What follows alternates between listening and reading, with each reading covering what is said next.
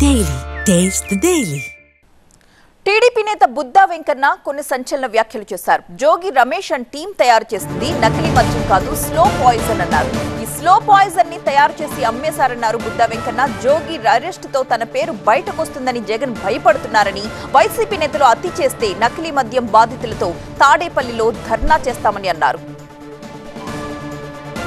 మాత్రం చెప్తున్నా, ఇది ప్రజల ప్రాణాలతో డబ్బు సంపాదించుకోవడానికి చేసినటువంటి మార్గం.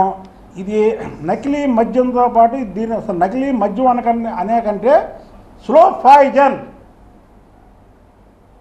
పాయిజన్ తయారు చేసి వైన్ షాపుల్లో పెట్టి ప్రజల ప్రాణాలు పోయినా పర్వాలేదు, మన డబ్బు సంపాదనే ముఖ్యమని ఇచ్చేశారు. మరీ వైసీపీ వాళ్ళు ఓవర్ యాక్షన్ చేస్తే